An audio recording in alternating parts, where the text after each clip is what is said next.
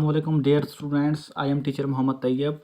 Dear students, 10th class English subjective paper में क्या आप भी 19 में से 19 नंबर हासिल करना चाहते हैं? अगर हाँ तो इस वीडियो को लास्ट तक देखिएगा और वीडियो को स्किप नहीं करना। आज मैं आपके साथ कुछ ऐसे तरीके शेयर करने वाला हूं जिनको सुनने के बाद इंशाल्लाह आपके भी ऑब्जेक्टिव पेपर में 19 में से 19 नंबर आएंगे। तो डियर स्टूडेंट्स, सबसे पहला तरीका ये होता है, अगर आपका कोई भी बोर्ड है, आपका फर्स्ट टाइम का पेपर है चाहे सेकंड टाइम का पेपर है, आपने एक चीज़ मस्ट प्रिपेयर करके जानी है, वो होते हैं पास्ट पेपर। क्योंकि जितने भी एग्जामिनर एग्ज़ाम नए बना के भेजता है वो पास्ट पेपर में से ही होते हैं, सिर्फ एडिट करके आगे पीछे सवाल उसने किए होते हैं, बाकी कुछ भी नहीं होता। तो डियर स्टूडेंट, मैंने हर बोर्ड के कम से कम 6 पेपर आपके सॉल्व भी करके देने हैं, आपको समझाना भी है। तो आपने लास्ट तक मेरे साथ कनेक्ट रहना है। और अगर आपने मेरे चैनल को अभी तक सब्सक्राइब नहीं किया तो चैनल को लाजमी सब्सक्राइब करें ताकि ऐसी इन्फॉर्मेटिव वीडियो आपको डेली मिलती रहे। तो डियर स्टूडेंट, शुरू करते हैं। आज का जो हमारा पेपर है 2023 बहावलपुर बोर्ड का पेपर है, सेकंड ग्रुप का, आपको दिखाई भी दे रहा होगा। आज हम इसे सॉल्व करते हैं। तो चलें, फर्स्ट सेक्शन ए में हमारे पास क्वेश्चन नंबर 1 है।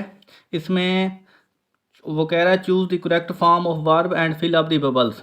मतलब वर्ब की दुरुस्त फॉर्म का आपने इंतखाब करना है। देखें, the baby dash for milk now. जहाँ पर डियर स्टूडेंट्स एंड में नाउ लिखा हो, एट प्रेजेंट लिखा हो, तो वो प्रेजेंट कंटिन्यूस का सेंटेंस होता है, टेंस वो प्रेजेंट कंटिन्यूस में होता है। ओके, अब देखें, बेबी के मुताबिक हेल्पिंग वर्ब लगेगा क्योंकि सब्जेक्ट हमारे पास सिंगल है। द बेबी इज क्राइंग, ये जुमला ये अब देखें, the baby is crying for milk now. Okay, अब सेकंड देखें, हमारे पास क्वेश्चन नंबर 2 जो है। अच्छा डियर स्टूडेंट्स, मैं ये भी आपको बताता हूँ कि इस मरतबा कौन से आना है, ये मोस्ट इंपॉर्टेंट है। मैं आपको सर्कल भी करते जाता हूँ, आपको समझ लग जाएगी। अब ये सेकंड वाला भी इंपॉर्टेंट है, मैं आपको सॉल्व करवाता हूँ। कैद आज़म डैश वेरी हार्ड। अब ये पास्ट इंडेफिनिट टेंस है।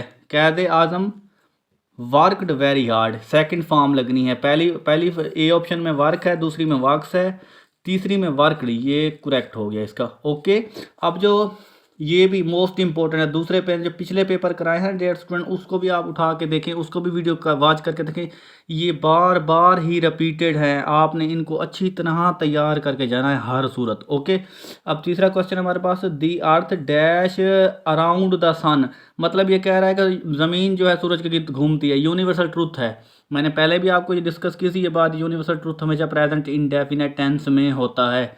अब ये क्या बनेगा, दी अर्थ रिवॉल्व्स, ये फर्स्ट ऑप्शन ए करेक्ट है, the earth revolves around the sun. Okay, अब क्वेश्चन नंबर 4 है हमारे पास, I dash him next Monday. अब डेयर स्टूडेंट यहाँ पर एक पॉइंट है, देखें क्या पॉइंट है।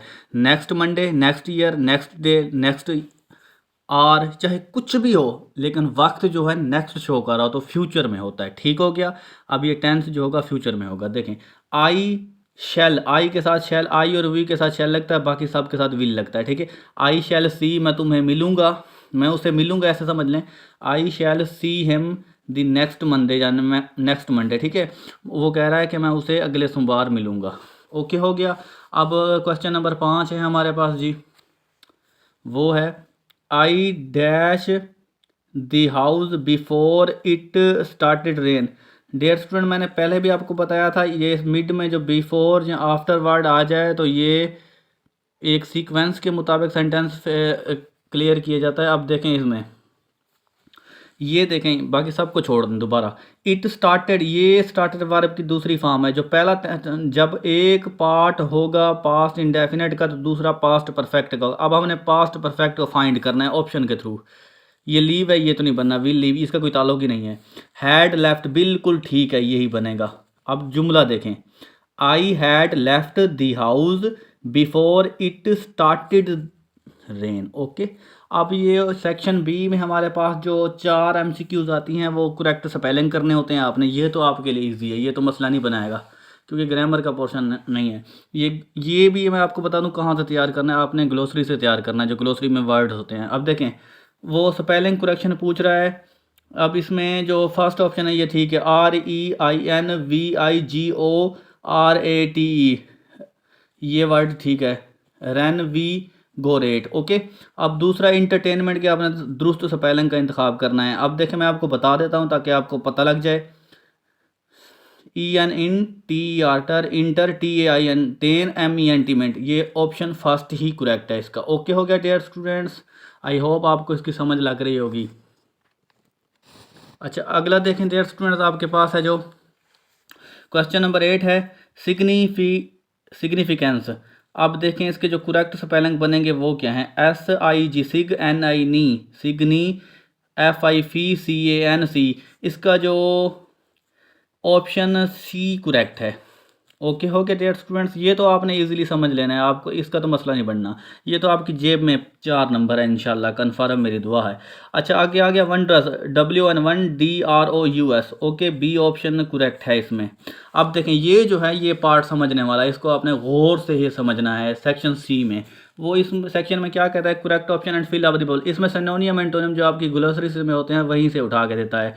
अब देखें ये मोस्ट इंपॉर्टेंट, मैं आपको ये भी बता रहा हूँ, ये मोस्ट इंपॉर्टेंट जिनको मैं हाईलाइट किए जा रहा हूँ ये कन्फर्म पेपर में रिपीटेड हैं और ये आने हैं। आपने जितने भी पेपर मैं आपको कराऊँ आपने फोकस के साथ इनको हल करना है, देखना है, ठीक हो गया। इंशाल्लाह आपका एक भी नंबर नहीं कटेगा, मेरी दुआ है आपके साथ। देखें the antonym of mighty, mighty का मतलब होता है ताकतवर, एंटोनियम कहते हैं उलट कर देना। अब इसका मतलब माइटी का मतलब ताकतवर होगा तो इसका उलट जो हो जाएगा कमज़ोर हो जाएगा, तो वीक आ जाएगा। ओके, ये बार बार रिपीटेड है। अच्छा डिस्कनेक्ट मतलब वाज़े क्लियर, मतलब कोई चीज़ खूबियों के साथ हो, ठीक है। वो कह रहा है इसका सिनोनियम बताएं। अब ये मीन का मतलब ये एक ही होता है कि आप इसका सिनोनियम ही बताएं, बाज़ औक़ात वो लिख देता है, बाज़ औक़ात नहीं लिखता, कोई इशू नहीं है। मीन का मतलब सिनोनियम ही आपने बताना होता है, ठीक हो गया। अब इसका क्लियर आ जाएगा। क्वेश्चन नंबर 12 देखें, द एंटोनियम ऑफ ब्राइट। अब देखें एंटोनियम, शुक्र अल्हम्दुलिल्लाह, एंटोनियम उसने पूछ लिया है। एंटोनियम जो होता है उलट होता है, ब्राइट, ब्राइट का मतलब होता है रोशन। अब इसका उलट करना है आपने, डार्क तो बिल्कुल इसका अगर देखा जाए तो डार्क बिल्कुल, ब्राइट रोशन, डार्क स्याह, बिल्कुल इसका परफेक्ट बैठ रहा है। बाकी ब्रिलियंट भी उसके मीनिंग में आ जाता है, क्लियर भी उसके मीनिंग में, ये बस एक ही बेहतर है इसमें, ठीक हो गया।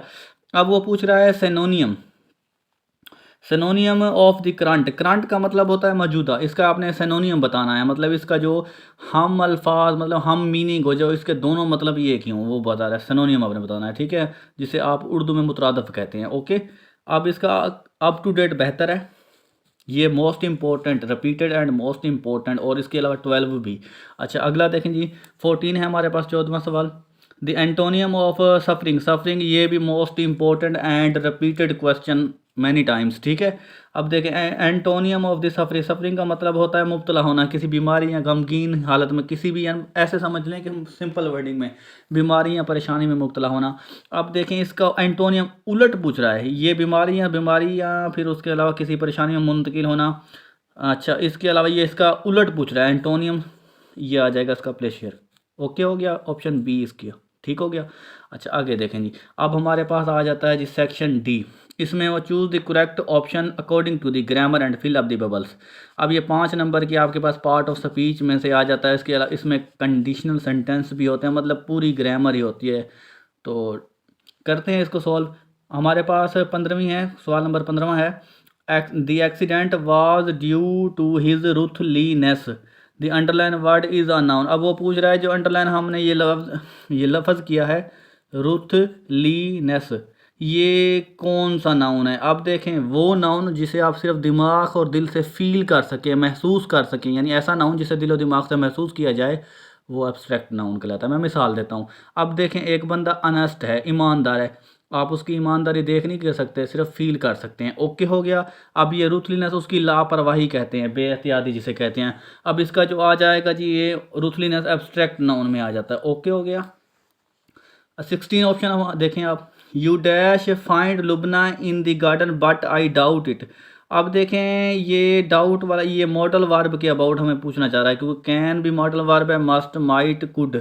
अब जो इसमें जो करेक्शन है इसकी माइट बेहतर है। ओके हो गया डियर स्टूडेंट। अब जुमला ऐसे बनेगा, you might find Lubna in the garden but I doubt it. Okay. अब देखें 17 है हमारे पास, the watchman blew his whistle, चपड़ासी ने अपनी सीटी बजाई, मतलब घंटी जो उसके पास होती बजाई। The underline word is a dash, ये जो उसने कह रहा है ब्लू बजाना, ये वर्ब तो है। अब ये पूछ रहा है ये चीज़ क्या है, उसने ये भी नहीं बताया क्या। ये देखें ऑप्शन दी है, इंट्रांजिटिव वर्ब है, ट्रांजिटिव वर्ब है, रेगुलर वर्ब है और लग्जरी वर्ब है। अब ये देखा जाए ना तो इर्रेगुलर वर्ब है, क्योंकि इर्रेगुलर वर्ब है लेकिन ऑप्शन नहीं दी हुई, तो इंट्रांजिटिव तो नहीं है जी। ट्रांजिटिव और इंट्रांजिटिव वर्ब मैं आपको क्लियर कर दूं क्या होती हैं, ये चीज़ें क्या हैं। जिस जुमले का आपके पास ऑब्जेक्ट मौजूद हो वो होता है जी ट्रांजिटिव वर्ब, ओके। जिस जुमले का आपके पास ऑब्जेक्ट मौजूद ना हो वो होता है इंट्रांजिटिव। अब इसका ऑब्जेक्ट है तो ये ट्रांजिटिव वर्ब ओके है इसकी, ठीक हो गया। अब देखें 18वीं हमारे पास है 18, yesterday at 5 o'clock I dash Apple.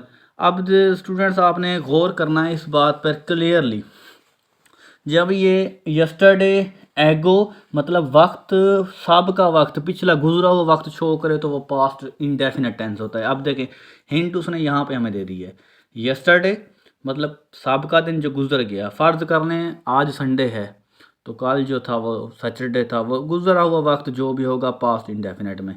Yesterday at 5 o'clock I dash Apple 8 आ जाएगा, सेकंड फॉर्म ऑफ वर्ब आ जाएगी, ओके हो गया। अब देखिए हमारे पास लास्ट वन आज के टॉपिक की जो है 19, how long dash you been working in the garden. अब ये इसने डबल सवालिया बनाया हुआ है, तो ये जो टेंस है इसमें आपने हेल्पिंग वर्ब दुरुस्त करना है, हैज़, हैव, विल, इज़। अब ये देखा जाए ना तो सब्जेक्ट के अकॉर्डिंग, सब्जेक्ट यहाँ पर यू है तो हैज़ तो नहीं आ सकता, उसके बाद इज़ भी ख़त्म, ये दोनों ऑप्शन तो ख़त्म हो गई ना, कट गई, बाकी बच रही हमारे पास दो। अब जी विल भी आ सकता है यू के साथ, लेकिन ये आपने सेंटेंस या टेंस पे गौर करना है, ये टेंस चौथा है, ठीक हो गया डियर स्टूडेंट्स। तो इसके साथ जो प्रॉपर आएगा हेल्पिंग वर्ब वो हैव आएगा। अब देखें how long have you been working in the garden, ठीक हो गया। आई होप आपको इसकी समझ लग गई होगी। बाकी मेरी तरफ से आपको बेस्ट ऑफ लक। और डियर स्टूडेंट आपसे रिक्वेस्ट ये है कि इस वीडियो को अपने क्लासमेट्स और दूसरे स्टूडेंट के साथ लाजमी शेयर करें ताकि वो भी इससे बेनिफिट उठा सकें और मुझे और आपको दुआएं दे सकें। अगर डियर स्टूडेंट्स कोई चीज़ आपको समझ नहीं आई तो आप मुझे कमेंट सेक्शन में पूछ सकते हैं, मैं इंशाल्लाह फ़ौरन आपको रिस्पॉन्स दूंगा। तो मिलते हैं अगली वीडियो में, तब तक अपना बहुत बहुत ख्याल रखिएगा। अल्लाह हाफिज़।